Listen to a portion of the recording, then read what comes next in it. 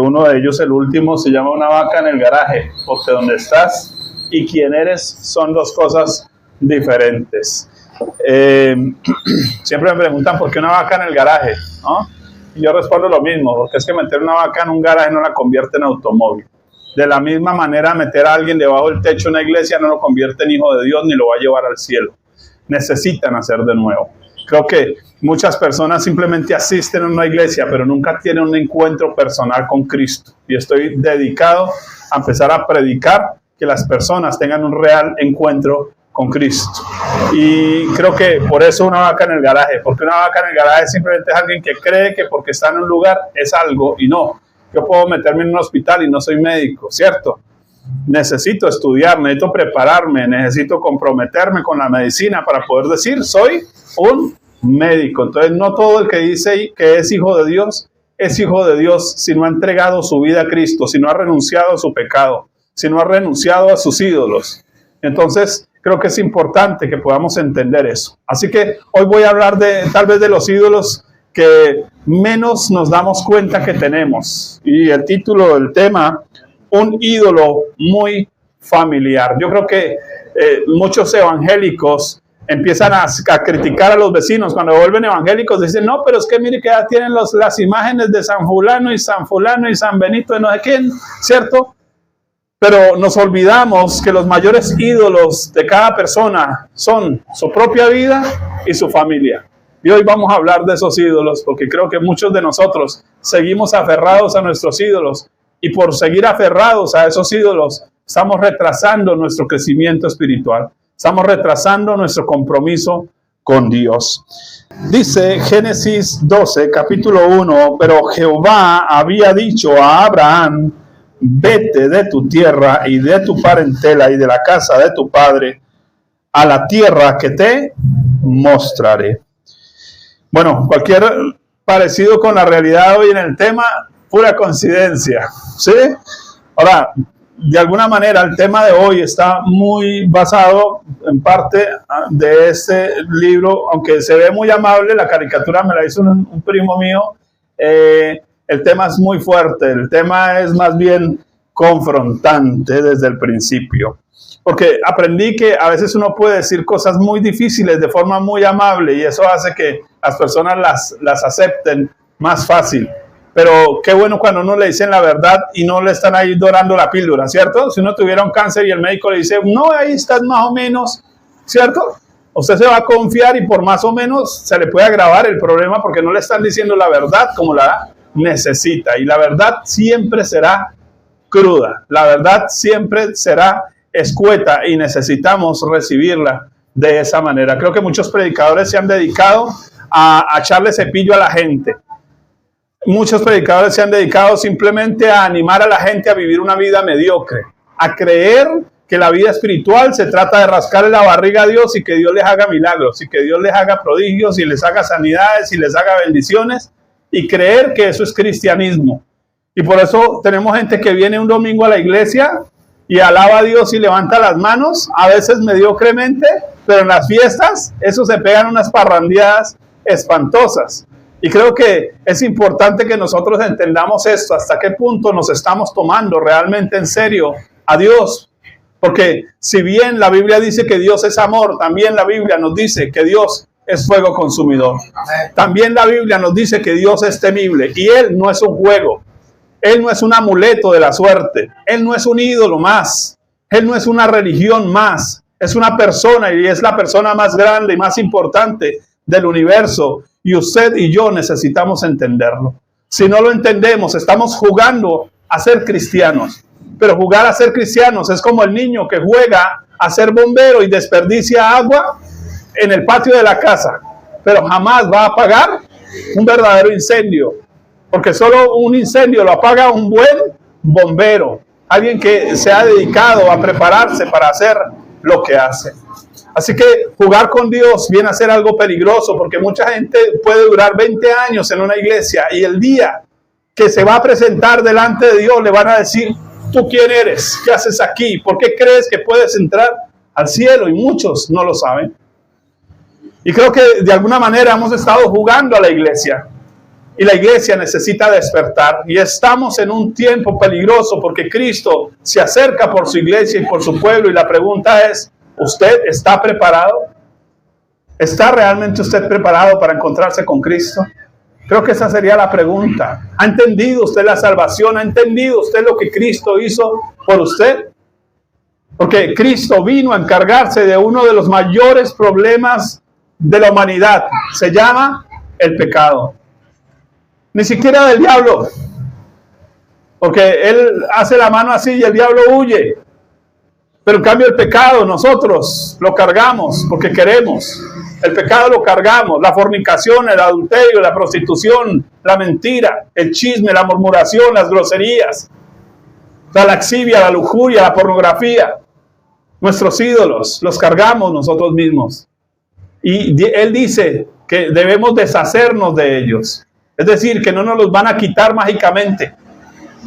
Necesitamos tomar la responsabilidad sobre nuestra vida de cómo estamos realmente viviendo delante de Dios. Así que hoy vamos a mirar este pasaje porque Dios le había dicho a Abraham, sal de tu tierra y de tu parentela al lugar que yo te mostraré. Pero Jehová había dicho a Abraham. Creo que conocemos algunos la historia de Abraham. Se le titula el padre de la fe. Yo dudo eso. De hecho, estoy trabajando en un libro acerca de eso un poquito. Porque creo que Abraham, cuando usted lo ve, él vacila demasiado. Demasiado en su caminar con Dios. Solo hasta el final de su vida como que logra entender lo que es la fe. Porque mucha gente cree que la fe es simplemente creer en un milagro. Otros creen que la fe es seguir un dogma, una religión más. Pero muy pocos han entendido que la fe es la palabra de Dios en nuestra vida dando fruto. Haciendo que nosotros cada vez nos parezcamos más a Cristo. Porque si usted está en Cristo y no se parece más a Cristo, seguramente o no está en Cristo o no ha entendido su salvación. Y entonces está viviendo una vida doble. Muy lindos vestidos el día que nos venimos a la iglesia, pero en la casa nadie nos aguanta, ni el gato nos hace caso. Y creo que es lo que Dios quiere que nosotros entendamos. Ahora, Dios le había dicho a Abraham, sal de tu tierra y de tu parentela, pero por alguna razón, ese había significa que hace tiempo le estaba diciendo, mijito, salga de allá, mijito, salga de allá. Y él no había hecho caso. Ahora, ¿por qué no había hecho caso? Bueno, vamos a leer Josué 24:2, porque aquí nos va a contar algo respecto a Abraham. ¿Dónde vivía? ¿Dónde era que él estaba metido? ¿Y por qué de pronto no había salido de allá? Porque a veces hay cosas que nos hacen aferrarnos a un lugar, ¿cierto? Si usted está en un buen lugar, usted como que no quiere salir de ahí, ¿no? Si usted está en un lugar y está cómodo, está feliz, pues usted no quiere salir de ahí. Y creo que eso nos pasa a la mayoría de nosotros. Ahora, ¿dónde estaba metido Abraham que no quería salir? Vamos a leer Josué 24:2. Y dijo Josué a todo el pueblo, así dice Jehová, Dios de Israel, vuestros padres habitaron antiguamente al otro lado del río, esto es Taré, padre de Abraham y de Nacor, y servían a dioses extraños. ¿Cuál era el problema de Abraham? Estaba en medio de una familia idólatra. Estaba en medio de un pueblo de idolatría. Y él seguramente no quería salir y caminar hacia donde Dios lo quería llevar, porque estaba aferrado a sus ídolos o a los ídolos de su familia. ¿Tiene usted ídolos? Piénselo. ¿Cuáles son sus ídolos y cuáles son tal vez los ídolos de su familia? Porque creo que si detectamos esos ídolos, también vamos a saber si estamos apegados a eso y tendríamos que decir, esto hay que dejarlo, ¿cierto? Porque la familia dice, no, pero si usted se volvió evangélico y ahora ya no va a la fiesta a parrandear, y entonces ahí está el ídolo de su familia. Y usted dice, no, pero es que da pena con el primo no aceptar el aguardientico, ¿cierto? Y ahí está el ídolo de la familia, porque Cristo le está diciendo, sígueme, no sigas por esa vida, no sigas por ese camino, pero usted está diciendo, pero es que me da pena con el primo. Y entonces le da pena con el primo, pero no le da pena con Jesús. No le da pena con Dios. Y entonces está viviendo con los ídolos de otros, porque está viviendo para el qué dirán, para qué pensarán, para lo que me diga lo demás, para que lo que el gobierno me diga, ¿cierto? Si el gobierno me dice aborte, entonces yo aborto. Si el gobierno dice mate, entonces vamos a matar porque el gobierno dijo. Y no nos da pena con el gobierno, pero con Cristo, ¿cierto? Y entonces terminamos haciendo lo que los demás dicen y no estamos viviendo de acuerdo a la voluntad de Dios. Ahora, estos son los ídolos que tenemos, pero aquí hay algo más interesante al respecto. ¿Cuáles eran los ídolos en la casa de Taré? Taré era el papá ¿de quién? De Abraham, Nacor y Harán. Eran 3 hermanos. Ahora, ¿cuáles eran los ídolos en ese lugar? Voy a leer porque aquí hay algo interesante, porque todos nos imaginamos estatuas, ¿no? Grandes, alguna cosa así, pero no. Esos no eran los ídolos en esa casa. Vamos a leer. Génesis 11, 27 al 31. Nos está contando antes de Génesis 12:1, donde nos habla de que le habían dicho a Abraham, salga de ella. Dice, estas son las generaciones de Taré. Taré engendró a Abraham, a Nacor y a Harán. Ese es el orden de nacimiento. El mayor era Abraham, el del medio Nacor y luego Harán. Y Harán engendró a Lot, y murió Harán antes que su padre Taré en la tierra de su nacimiento, en Ur de los Caldeos. Y tomaron a Abraham y Nacor para sí mujeres. El nombre de la mujer de Abraham era Sarai, y el nombre de la mujer de Nacor, Milca, hija de Harán, padre de Milca y de Isca. Mas Sarai era estéril y no tenía hijo. Verso 31. Y tomó Taré a Abraham su hijo, y a Lot, hijo de Harán, su hijo de su hijo, y a Sarai, su nuera, mujer de Abraham, su hijo, y salió con ellos de Ur de los Caldeos para ir a la tierra de Canaán, y vinieron hasta Harán y se quedaron allí. Creo que acá empezamos a desglosar un poquito esto. Lo primero que voy a hacer es definir los nombres de esos 3 muchachos, Abraham, Nacor, Harán. Porque recuerden que el idioma hebreo le da significado a los nombres. Por ejemplo, mi nombre es Simón, significa el que oye a Dios. Eso significa Simón. María, por ejemplo, significa gracia, gracia de Dios. Así que los nombres tienen un significado. Veamos entonces los significados de estos 3 nombres. Primero, Abraham. El nombre se deriva de las palabras hebreas Abe y Ram y significa el Padre es elevado. Tiene 2 implicaciones. La primera, y tienen que ver más con Taré que con Abraham mismo. La primera es que Taré esperaba que ese hijo se dedicara a cuidar de él.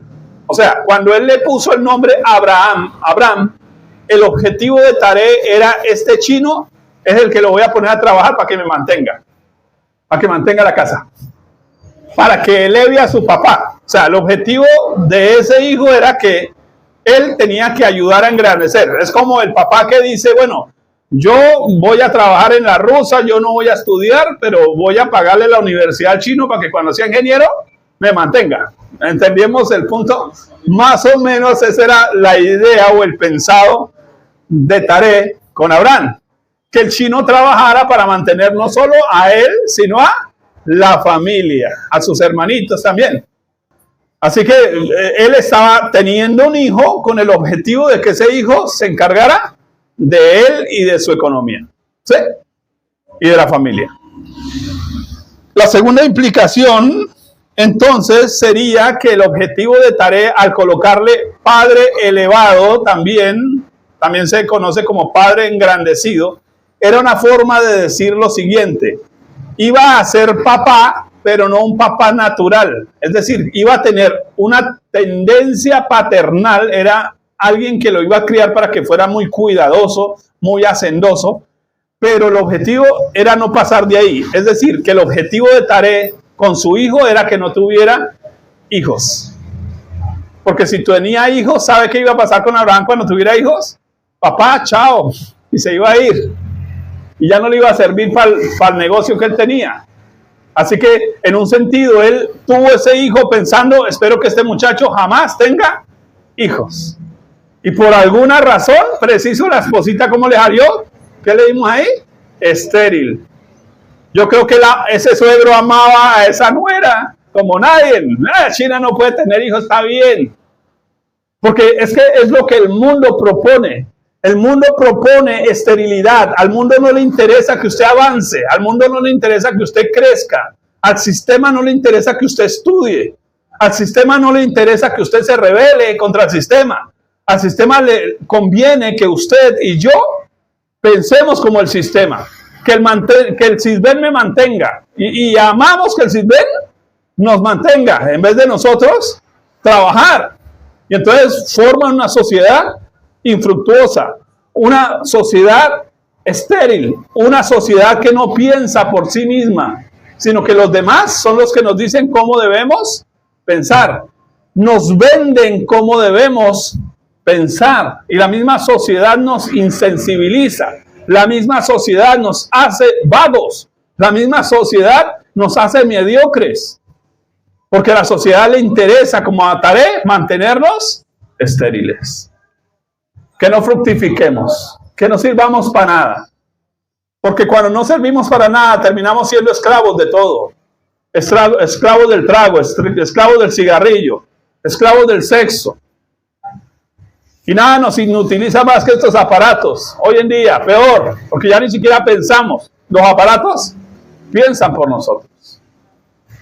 Pero Dios tenía un plan con Abraham. Sal de tu tierra y de tu parentela. Él tenía un plan. Había algo más. Y yo no sé si usted alguna vez se ha preguntado, ¿habrá algo más para mí? ¿Habrá algo más que esperar a que me llegue la pensión? ¿Habrá algo más que ver a mis hijos llegar trasnochados de la hinchera? ¿Habrá algo más que esperar a que la economía mundial se arregle? ¿Habrá algo más para mí, para mi familia? ¿Quiere que le diga algo? ¿En Dios? Sí, porque Dios, según la Biblia, tiene con nosotros planes eternos. Amén.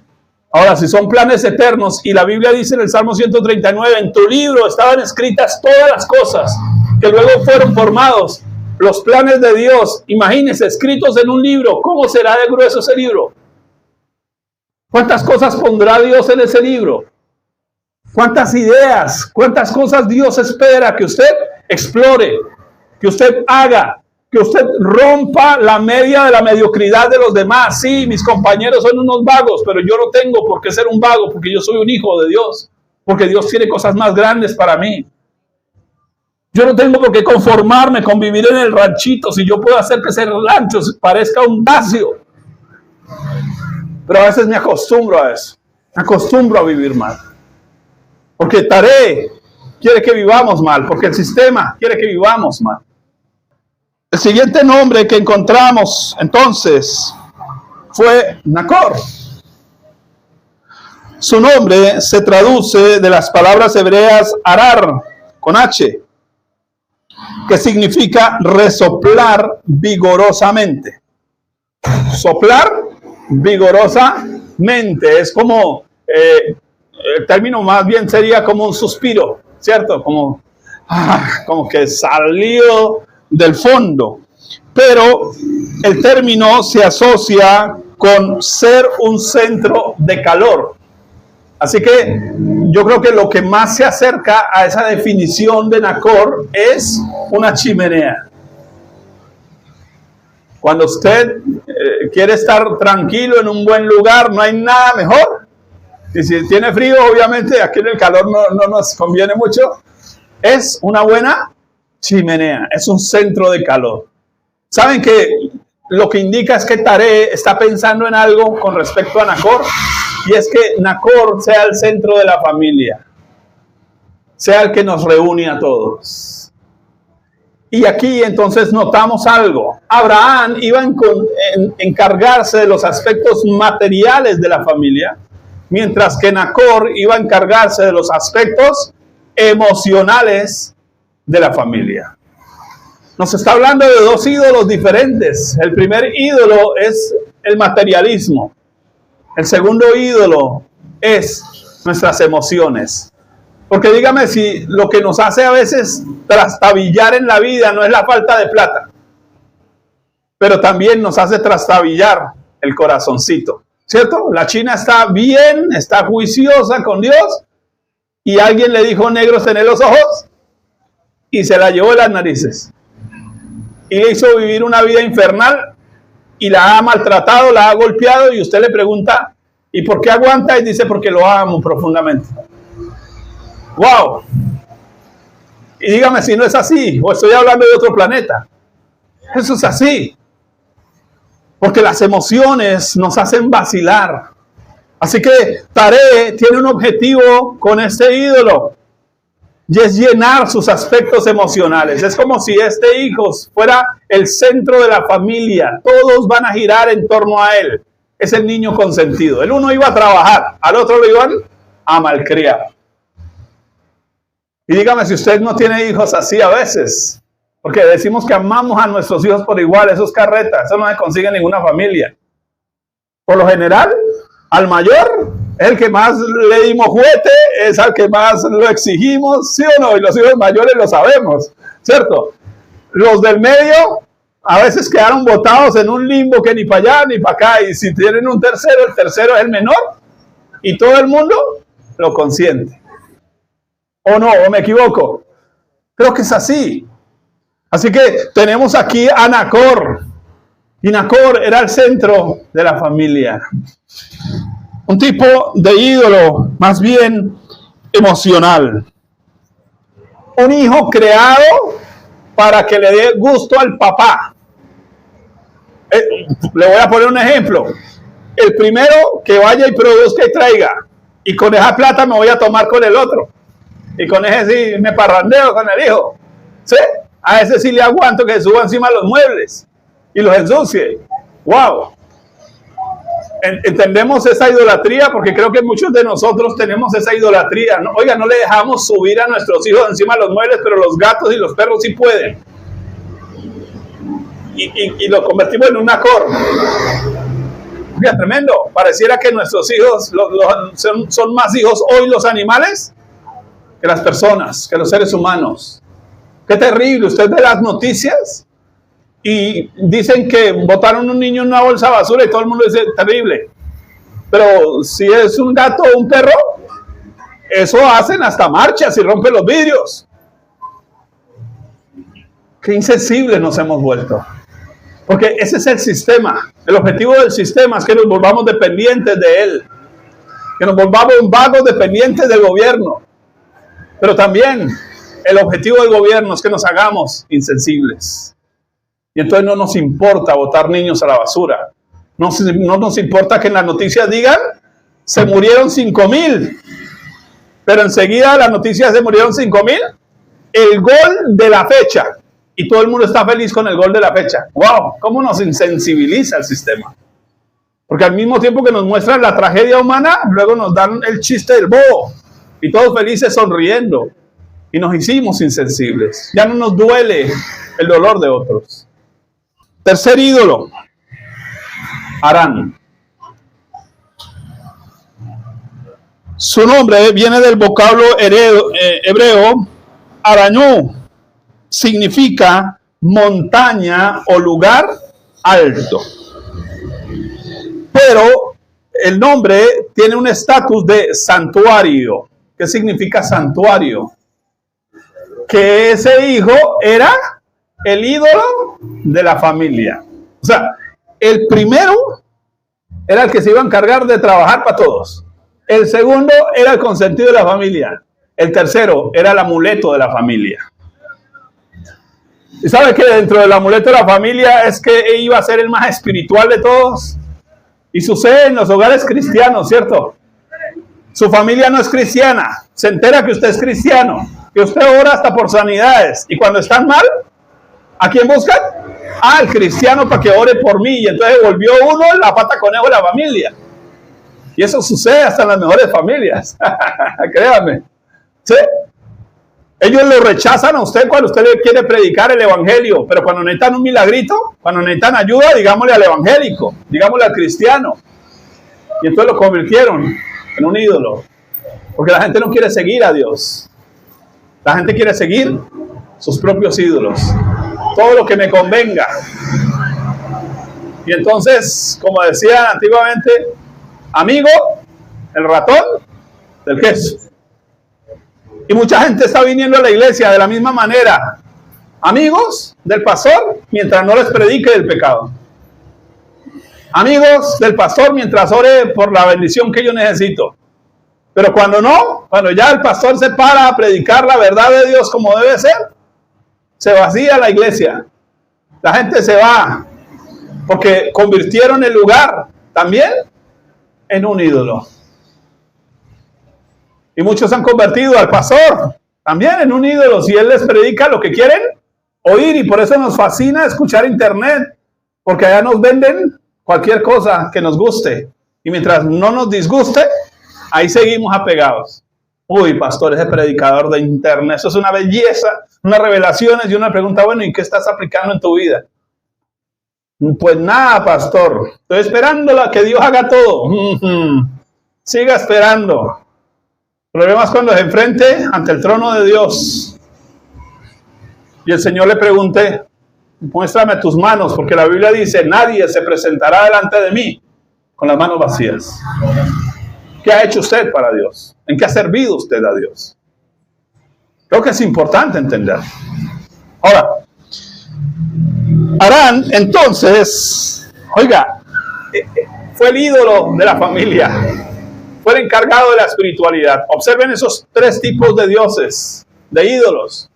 El materialismo, nuestras emociones que nos engañan según la Biblia, ¿cierto? Y la espiritualidad mal concebida. Se vuelven en un ídolo. Porque a nosotros nos gusta más la superchería. Por eso la gente tiene la sábila detrás de la puerta. Por eso la gente le fascina que le regalen espigas en diciembre. Según la Biblia, eso es brujería, hechicería. Pero ¿sabe qué es? Es peor que en la iglesia cristiana la gente cree que porque pone un versículo en la Biblia pegado en una pared, el diablo se le va a ir. Que porque pone música cristiana, el diablo se le va a ir. Y la familia va a cambiar. No, no va a cambiar si usted no cambia. No es poner un versículo en la casa y sus hijos se van a portar bien. No, usted tiene que criarlos bien para que se porten bien. Ay, es que mi esposa ya no me ama. Compórtese bien y verá que lo ama.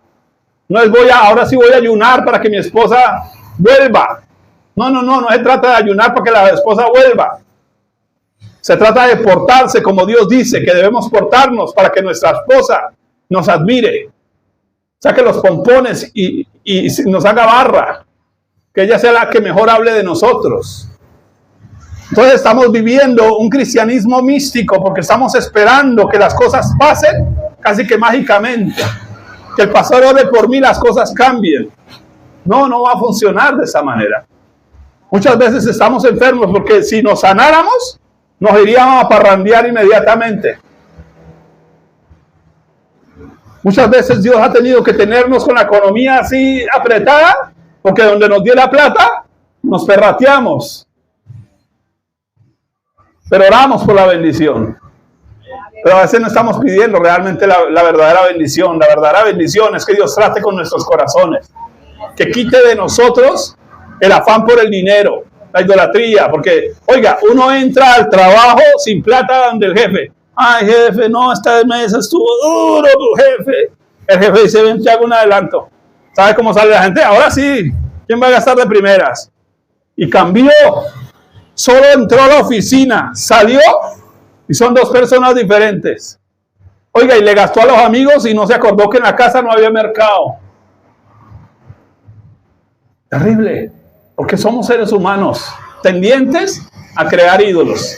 ¿Sabe qué nos cuenta la historia? Que Taré era un formador de ídolos. Así que él tuvo sus hijos y los convirtió en sus ídolos. Pregunta, ¿cuáles son sus ídolos? ¿Su papá, su mamá, su tío, sus hijos, el gato, la suegra? Usted mismo. Porque a veces creemos que hacemos las cosas para otros y las estamos haciendo para nosotros mismos. Alguien nos pidió esta semana que le ayudáramos a hacer un libro. Y yo, bueno, genial. ¿Y es cristiano? Sí, claro, es cristiano. Y entonces cuando lo entrevistamos, él dice, no, yo no soy cristiano, yo soy trabajador social y a mí me gusta es la obra social. Y yo nombro a Dios, pero no soy cristiano, sino me gusta hacer obra social. Yo digo, no, es que el evangelio no es obra social. Cristo no vino a dar mercados, vino a dar salvación y vida eterna. Pero hemos convertido aún el evangelio en obra social. Por eso iglesias donde ofrecen comida, eso se llenan así. Pero quítenle la comida y las iglesias se vacían. Porque la gente está igual que en el tiempo de Jesús, siguiendo a Jesús. ¿Por qué? ¿Qué hizo Jesús? Ustedes me están siguiendo por la comida que les doy. Y apenas les dijo eso que hicieron los 15,000. Dice, se fueron. Y quedaron 70. Y Jesús volvió y les dijo, ¿ustedes por qué me están siguiendo? Y no les gustó. Y se fueron. Y se devolvió Jesús a los 12. Y les dijo lo mismo. Y gracias a Dios por Pedro que dijo, ¿solo tú tienes palabras? Aquí nos quedamos. Así no haya que comer, pero al menos la Biblia nos da. ¿Cierto? Porque debemos venir a este lugar por Dios. Pero muchos saben por quién venimos, por nosotros. Es que si no voy a la iglesia esta semana me va mal. O sea, la iglesia devolvió la pata a conejo. Y muchos creyentes lo hacemos así. Y hemos convertido inclusive el culto dominical en un amuleto de la suerte. Es que la semana que no vengo a la iglesia me va mal. Terrible. No hemos entendido que el verdadero Dios está en los cielos. Que Cristo no es un ídolo, es Dios viniendo a buscar al hombre para salvarlo de su pecado. Su mayor problema no es la enfermedad, su mayor problema no es la falta de plata, su mayor problema no es su suegra y su esposa que lo cantaletean, su mayor problema no son sus hijos rebeldes, su mayor problema, según la Biblia, se llama pecado. Y Cristo no vino a solucionarle todos los otros problemas. A él no le interesa eso. Dice que es mejor ir a los cielos sin una pierna y no al infierno con las dos. El verdadero mayor problema del ser humano se llama su pecado y Cristo vino a solucionarlo. La pregunta es si usted quiere solucionarlo. Porque de otra manera, solo una vaca en el garaje. Es solo alguien que cree que venir a una iglesia cristiana es igual que ir donde el brujo, y entonces por eso vienen a la iglesia cristiana un día y el otro a donde el brujo. Porque están buscando exactamente lo mismo, el milagrito. Pero es que Dios no trabaja para nosotros. Decía la hermana, nosotros trabajamos para Él. Nosotros somos los que debemos vivir para Él. Dios no vive para nosotros. Nosotros debemos vivir para Él. Obsérvelo. Porque, ¿qué pasó con Taré? ¿Recuerdan lo que pasó con Taré? ¿Saben? Dice Génesis 11:31, y tomó Taré de Abraham su hijo, y a Lot, hijo de Harán, hijo de su hijo, y a Sarai su nuera, mujer de Abraham su hijo, y salió con ellos de Ur de los Caldeos para ir a la tierra de Canaán, y vinieron hasta Harán, y se quedaron allí. Quiero que note algo. ¿Qué pasó con Taré? Se le muere su hijo llamado Harán. Y entonces él se viene a vivir ¿a dónde? A una ciudad llamada Harán. Según la historia, parece que lo que hizo Taré fue que él fundó un altar en ese lugar llamado Harán, en esa ciudad. Y le puso a su hijo después el nombre de ese ídolo. ¿Sí? Entonces, cuando se le murió su hijo, él se devolvió para mantener el recuerdo de su ídolo, ni siquiera el recuerdo de su hijo. Porque es que a veces extrañamos no a las personas, sino lo que nos dan. A veces no amamos las personas, amamos lo que nos dan. Es que yo no puedo vivir sin ti. Ok. Pero ¿qué es lo que extraña a la persona? ¿A la persona o los besos que le daba? ¿A la persona o la plata que le daba? Porque es que nosotros vivimos de esa manera muy comúnmente. No amamos a las personas. Pastor, yo lo voy a apoyar hasta el final, ¿cierto? Y cuando lo vemos hundirse en el barco, yo salto de este barco y me voy a otro lado. Porque amaba solo lo que esa persona ofrecía, pero no a la persona. Y creo que a Dios igual, a veces amamos lo que Él nos da, pero no lo amamos a Él. ¿Qué día hablaba yo de algo? Y es que la Biblia dice que como el siervo que mira a la mano de su amo. Esa es una visual. Esa es la visual de un esclavo, ¿sabe? Mirar a la mano del amo. Pero según la Biblia dice, tu rostro buscaré. ¿Será que hay una diferencia entre buscar la mano de Dios a buscar el rostro de Dios? Bueno, creo que don Ramón lo entendió, ¿cierto? Porque cuando la chilindrina venía, él le decía, ¿cuánto necesita? Porque es que a veces los hijos vienen a buscar a los papás, pero no vienen a buscar al papá. Vienen a buscar si mi papá me gasta al lado. No les interesa al papá. ¿Cierto? Si nos interesara nuestra mamá, no tendríamos un día de la madre. La llamaríamos todos los días. Si nos interesara nuestro papá, ¿cierto? No lo buscaríamos el día del padre. Lo buscaríamos más seguido, ¿o no? Pero ¿sabe que esa es nuestra tendencia de idolatría? Porque es que la idolatría no es adorar imágenes. La idolatría es que nuestra intención es incorrecta a veces en las cosas. Taré convirtió a Harán, su hijo, en un ídolo, y entonces decidió aferrarse a ese ídolo, pero no solo se aferró él, se llevó ¿a quién? A Abraham y a Nacor. ¿Sabe qué vemos acá? Vemos a un papá frustrado, vemos aquí a un papá amargado, vemos acá a un papá resentido. ¿Y sabe qué pasa a veces? Que nosotros arrastramos a nuestra familia a la misma amargura. Oiga, sí, yo tengo problemas con el vecino, pero mis hijos no tienen por qué tenerlos. Pero a veces los involucramos a ellos en esos problemas con otros. Y entonces los volvemos como los Capuletos, ¿cierto? Enemigos de los vecinos. Creo que de alguna manera a veces nos arrastramos. Sí, yo viví mi amargura, pero yo no tengo por qué amargarle la vida a mis hijos, a mi esposa, a mi esposo. Sí, yo nací en un hogar pobre, pero no tengo por qué obligar a mis hijos a vivir siempre pobres. Y entonces no los enseño a soñar, no los enseño a vivir, no los enseño a avanzar, sino que yo mismo a veces los estanco. ¿Eso para qué? ¿Eso para qué estudia, mi hijo? ¿Eso para qué trabaja? ¿Eso para qué no sé qué? ¿Cierto? ¿Y eso para qué? Y a veces lo que hice fue estorbarlos en su proceso de avance y de crecimiento. ¿Cuántas veces nosotros mismos hemos sido los que les hemos robado a nuestros hijos, a nuestra familia, el camino? Estamos pasando hambre y mi esposa se le ocurrió ir a vender empanadas. Y yo digo, ay no, a usted otra vez con sus ideas. Pero tal vez la señora con sus empanadas hubiera sacado la casa adelante. Lo que yo no hice, habérselo dejado hacer a ella. Pero es cierto que a veces como que no nos gusta ni que los demás avancen y nos estancamos. Y aún en la iglesia pasa, a veces las personas están avanzando y el mismo ministro no ayuda a las personas a avanzar, a crecer. Y nos estancamos todos. ¿Sabe qué estaba haciendo Taré? Estancándose y llevando a sus hijos ¿a qué? Al estancadero. Todos aquí juntitos a llorar al hijo muerto. ¿Y cuántas veces nosotros nos hemos reunido con otros y toda la vida nos dedicamos ¿a qué?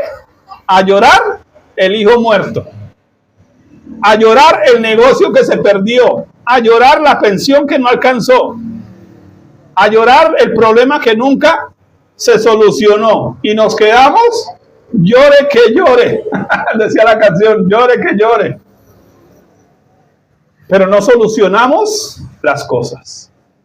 Así que Dios le dice a Abraham, Señor, yo a usted no lo voy a tener ahí toda la vida llorando por su hermanito muerto. Así que, Abraham, Sal de tu tierra y de tu parentela al lugar que yo te mostraré. ¿Saben? Quiero que me escuchen esto. Esos sueños que todavía tienes en tu vida, Dios te está diciendo, sí, puedes hacerlo. Ay, pero es que yo cuando seré un empresario, yo cuando seré un ingeniero, yo cuando lograré. Dios te está diciendo, esos sueños los puse yo. Es mi llamado a que salgas de tu conformismo. Ay, pero es que estoy muy viejo. Pero ¿y Caleb? Caleb estaba viejo y ¿sabe qué dijo? Todavía tengo fuerzas. En Dios todavía puedo. Muchos de nuestros viejos soñaron con ir a pasear a Cartagena. ¿Y por qué estoy construyéndole casa a un poco de hijos desagradecidos que van a pelear por las cuatro paredes en vez de irme a pasear a Cartagena porque me dio la gana con mi mujer? Gloria a Dios. Muchos de esos sueños, muchas de esas cosas que anhelamos hacer. ¿Saben? La Biblia dice que el ánimo del hombre soporta su enfermedad. Cuando una persona tiene ganas de vivir, sale de la enfermedad. Estamos esperando sanarnos para irnos a pasear. No, vaya a pasear así enfermo, mire a ver, cargue el tanque, no importa, pero viva, pero avance, pero crezca. Dios le dijo a Abraham, sal de tu tierra y sal de tu parentela, deje de estar ahí pegado a los ídolos de su casa, de su familia, pegado a las cuatro paredes, deje de estar pegado a sus emociones, a ese petuste que le dice cosas bonitas pero la maltrata, de estar pegado ahí y avance, crezca, sal de tu tierra, sal de tu parentela al lugar que yo te mostraré. Aleluya. Dios tiene cosas más grandes. ¿Saben? En mi casa me decían, pero usted chino, tan mal estudiante que es. Pero Dios dijo, vas a escribir libros.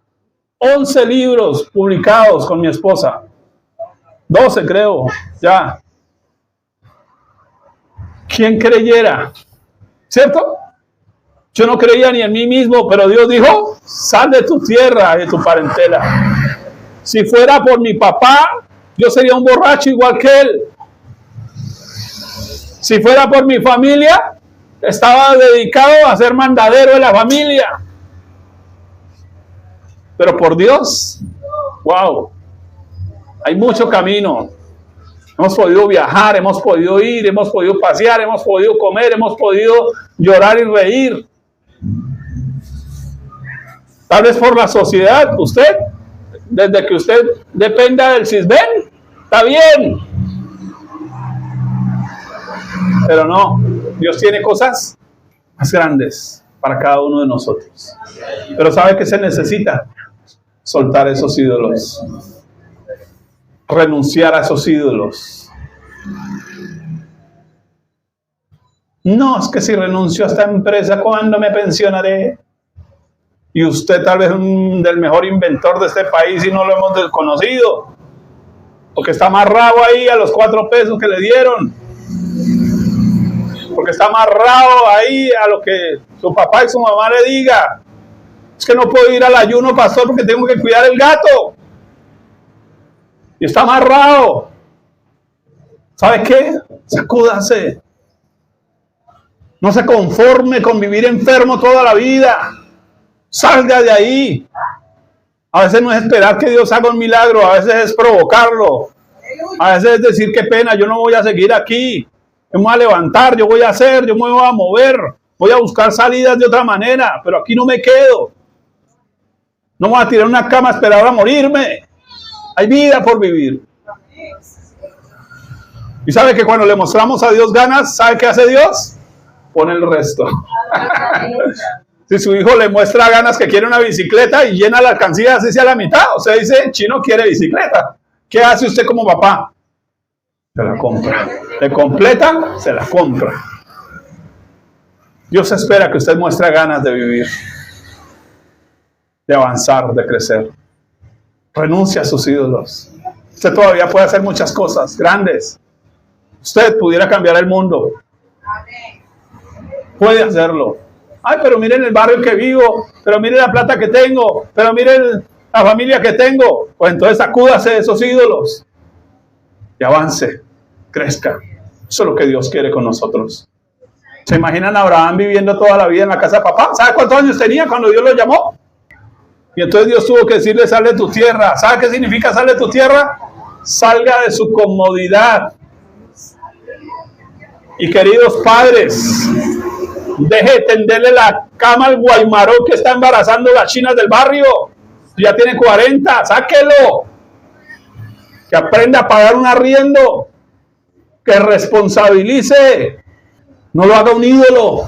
Y después cuide nietos. Imagine usted 40 años trabajando en una empresa para ganar una pensión y sale a seguir trabajando criando nietos en vez de estar paseando y disfrutando. Y porque la vida será tan injusta conmigo. No, no está siendo injusta. Usted está siendo injusto con usted mismo. Porque se puso a cuidar hijos que no son suyos. Deje que sus hijos se responsabilicen de sus responsabilidades. Que cumplan con sus deberes. ¿Sabe por qué? Porque cuando ellos se van a ver frente a la realidad, se van a dar cuenta que les va a tocar trabajar más duro. Nosotros mismos nos encargamos de inutilizar a nuestros hijos. Yo le sostengo la bicicleta, le pongo las rueditas, mijo. No quítele las ruedas a la bicicleta para que el chino aprenda a montar. Pero mientras usted le mantenga las rueditas, el chinito no va a mantener, no cree que está montando bicicleta. No, eso no es una bicicleta, es un triciclo. Quítele las ruedas y espere que el chino sí se va a caer. Échele mertiolate en las rodillas, pero que aprenda, pero que viva, pero que se supere, pero que crezca. Pero saben, nosotros mismos hemos creado una sociedad de inútiles. Nosotros mismos. Porque no creemos que las personas pueden ir más lejos.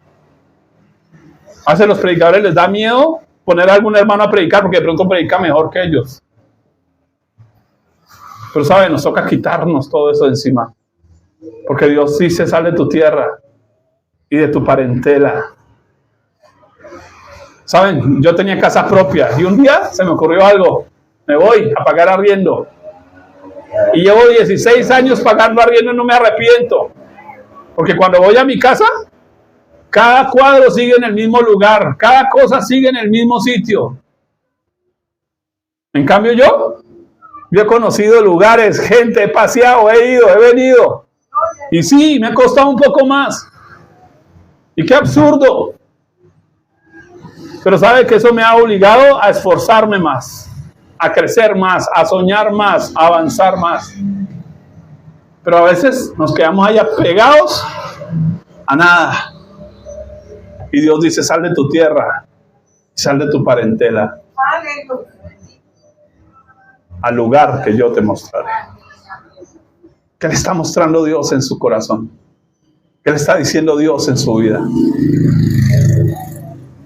Venga, porque yo tengo que aguantarme que mi mujer tenga la ropa rota. No, señor. ¿Cierto? No voy a obligar a medias rotas las boto. Voy a obligarme. Y si toca descalzo unos días, pues descalzo unos días, pero voy a obligarme. Y voy a orar y voy a clamar y voy a pedir dirección de Dios y voy a decirle, Señor, no quiero más vivir de esta manera, quiero avanzar, quiero crecer. ¿Y sabe qué va a hacer Dios? O ayudar. Porque ¿qué le prometió Dios a Abraham? Y te bendeciré. ¿Cuándo iba a bendecir Dios a Abraham? Cuando saliera de su casa. ¿Sabe por qué a veces no vivimos la bendición aunque la estemos pidiendo? Porque no estamos yendo detrás de nuestro Salvador. Jesús dijo, sígueme.